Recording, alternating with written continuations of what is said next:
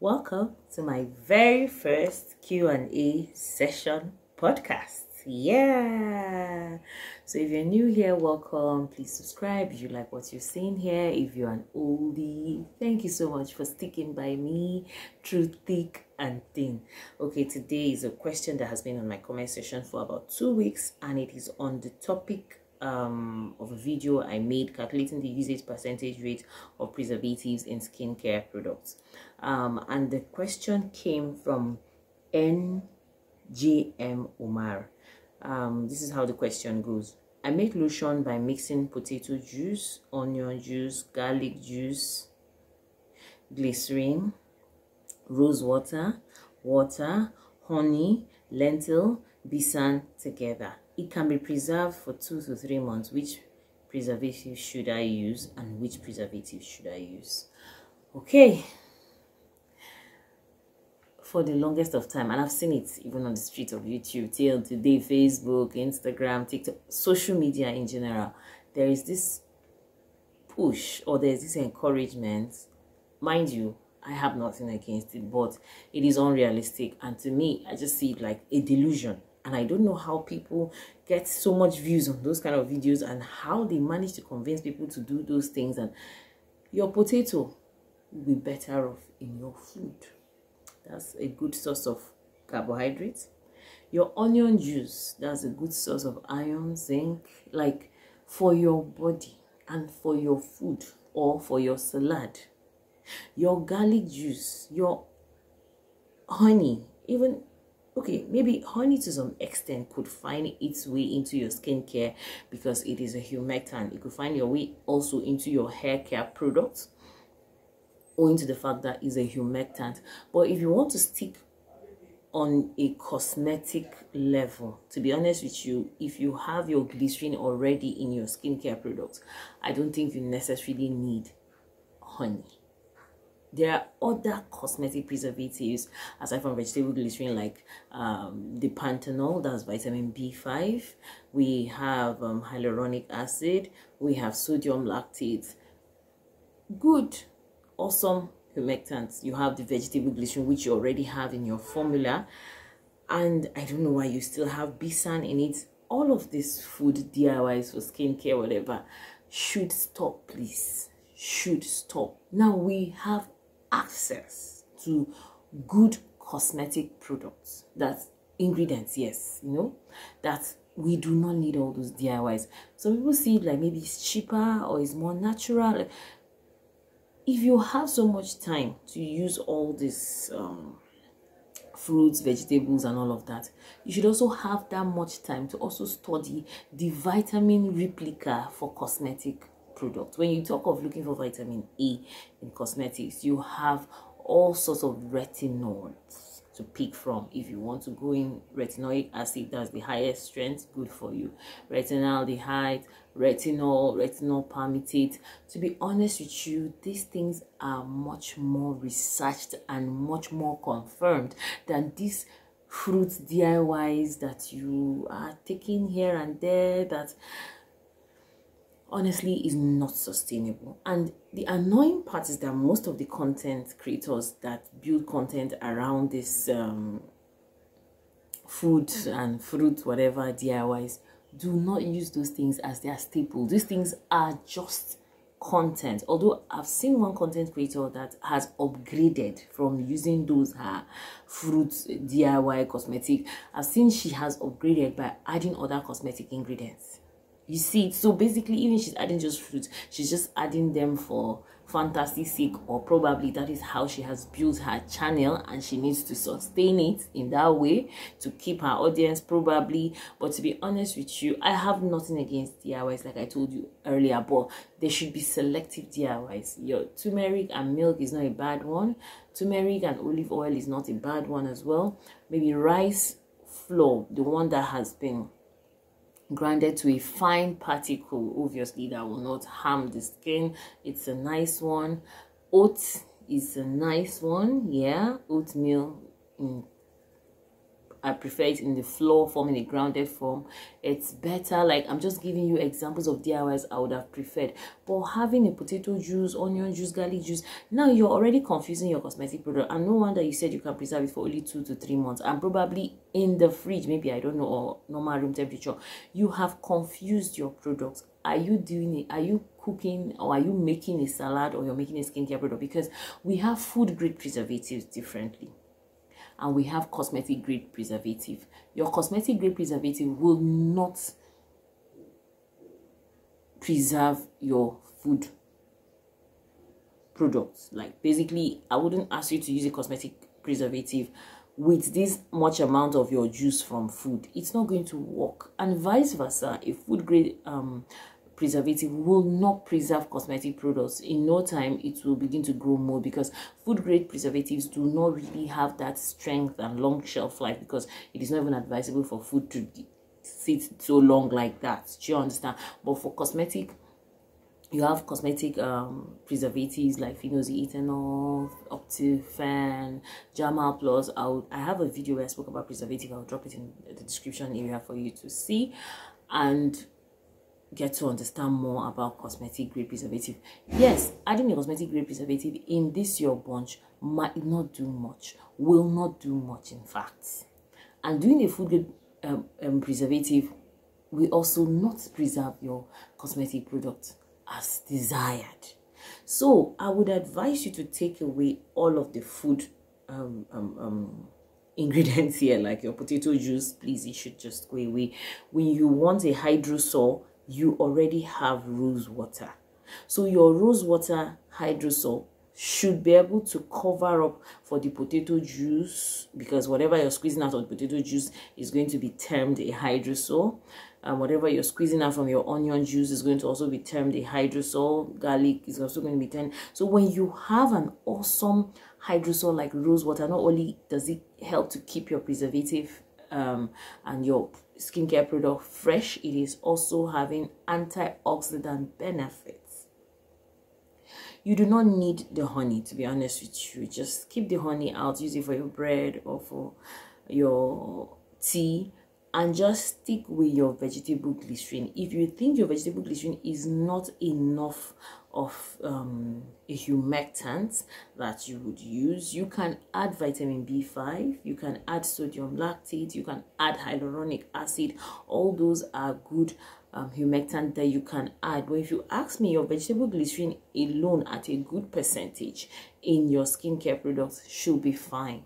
Should be very, very, very fine. Take out the lentil, use your lentil for your salad. Take out the besan. If you want to console yourself, because at the end of the day, I still would not condemn all of those fruits DIYs, but you're just being delusional, to be honest with you. But if you still want to have that feel of your fruits, maybe you just want to feel that they are more natural. Now, when you go deep down, dive into these cosmetic ingredients, they are also natural, yeah. Example is, let's say, a tyrosine inhibitor like your kojic or our kojic acid. It is from rice. No, it is still linking back to food. These things are just taken to the lab and hybrided. It's just like the chicken that we eat. On a norm, when you allow chicken to lay their eggs and hatch, it's going to take a longer time. But technology, science and technology has upgraded, has advanced, that these things could actually be hatched and fast, and the hatching rate can become fast, very fast, and you have your chicken. Does that mean that it's not natural? It is natural, because it was multiplied from the main source.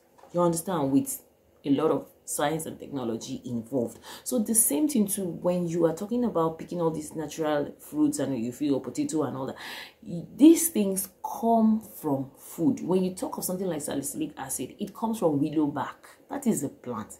When you talk of something like your azelaic acid, it comes from food that we eat. It is naturally occurring in the skin and in the body as well. Yeah, so it comes from food that we eat. When you talk of ferulic acid, it's coming from like all those wheat grains, and these things are actually generated from this same food that you're talking about. But the only thing is that they are done in a better way with better shelf life. You see, this one you just said it can go just 2 to 3 months. But when you work with this other cosmetic grade, it has been will I say, it has been prepared in such a way that it is sustainable. It is much more even convenient, because to be honest with you, to start peeling the potato, squeezing the juice out of it, that's a lot of work. Honestly, you DIY kings and queens or prince and princesses, you are so determined, and I admire your determination. But in all sense of reality, please, those things should just fade away. We unlearn things to learn new things every freaking day of our life. So Umar, you have a very good perspective of what you want to do, but if you're so stuck on your juice and your onions and garlic and all that, how about doing more like an oil infusion out of them? Yes, for me, I think that should be better. If you have so much determination, then you should be able to push this. Now, what I mean by oil infusions, which are more sustainable and you can replace them with your oils of choice for your skincare products, right? Because definitely you must always have oils. Those are like more of the ceramides you produce or you provide in your cosmetic products. Yes. How about a dry potato, dried onions, dried garlic, dried lentil, dried besan? Like, they should be dry, thoroughly, really dry. Then you infuse them in oils for months. In oils, when I mean by oils, they could be combination of Korea oils that will be suitable for most skin types, or your own skin types if you're doing a personalized cosmetics for yourself. You understand? So most oils I like to recommend for infusions are sunflower or canola oil. We also do a good job. Vegetable oil will also be an awesome one, and also olive oil, which is under vegetable oil as well. I do not recommend coconut oil infusion, reason being that coconut oil might not necessarily be suitable for all skin types. In as much as I add coconut oil inside my cream base, I add it at just 5%, and the reason why I add it is to help enhance penetration of other ingredients in that product. Do you understand? So basically, I wouldn't ask you to infuse with coconut oil, because coconut oil will not be an oil that you would add at a high percentage in your skincare product. So I would rather you just add it separately, not it being an infusion oil, because you might infuse your dried food or fruits and vegetables. If you choose to want to still use them, they have to be dry, because if you're infusing them fresh into oil, it's not going to work. It's even going to get the oil rancid. It's going to spoil everything, so you can't even work with it. So make sure all these things are super dry. Use them in infusional oils. Aside, I don't recommend coconut oil as an infusion oil, to be honest with you. Yes, but you can use the other oils I've mentioned, and you can now add it as your main oil. Yes, that will produce extra moisturizing benefits in your skincare products. If you are a skincare formulator or cosmetic formulator, you should understand what I'm saying. I don't need to keep pushing. Do you understand? And that will be much better. At least you infusing an onions oil or garlic oil or your potato oil or your besan oil or your lentil, it's much more comforting, and it makes more sense in as much as you're adding your infusion of your fruits and vegetables or your food and vegetables. You're also adding ceramide and some level of peptides in your cosmetic products, and at least adding infusional oils from whatever you want to add. It's even going to help, because number one, oils do not have pH, and those things are not going to tamper with the pH of your skincare products, and they're also not going to tamper with your preservative, because mind you, these preservatives that we use for cosmetic, they also work with pH. They have to be pH suitable, because let me give you a short story. I make hot processed soaps as well, and hot processed soaps need to be preserved, unlike cool processed soap that do not need preservative, even though I see some people still use preservative. But personally, I do not use preservative in my cool processed soap. I use preservative only in my hot processed soap. So at the beginning, I used Jamal Plus to preserve the soap, and after a while it started growing mold, and I was surprised, like, what's up? So only for me to now check the pH, like, pay more attention to the pH of that soap, and I realized that the pH was as high as 9 and even 10 in some cases due to the selection of oils. And I realized that Jamal Plus did not have that much pH stability. So I switched to another preservative that had a better pH range, and it was able to preserve my hot processed soap. So basically, when you're even adding all these potato, onions, the fact that it is going through fermentation, because last all these things will go through fermentation, and it will begin to tamper with the pH of your preservative, even if you decide to use a cosmetic grade preservative. And that's why I told you these are two different things you get, and it won't work. Rather go for infusion if you still want to stick to it. But if you want my own personal advice, I would say take them away.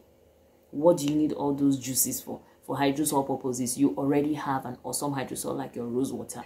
If you want to even add extra hydrosol, you have lavender hydrosol, you have chamomile hydrosol, but your rosewater is still very okay, very, very awesome hydrosol of choice. You have your glycerin already in your pack, so you do not need honey, to be honest with you. But if you just want to add honey, probably you're a honey lover, it's fine, because honey will not necessarily tamper with your preservative at all. But with vegetable glycerin, it's fine. So I hope I have answered those questions. And like I said, there's a video I will drop in the description area about preservative, where I spoke about preservative for cosmetic products. So basically, this brings me to the end of my podcast. I hope to see you soon, and this will be a consistent practice on this channel. Please don't forget to subscribe to this YouTube channel, like my videos, share my videos if you can, and I really appreciate. I am still yours truly, Asma Zakari, and hope to see you soon. Bye.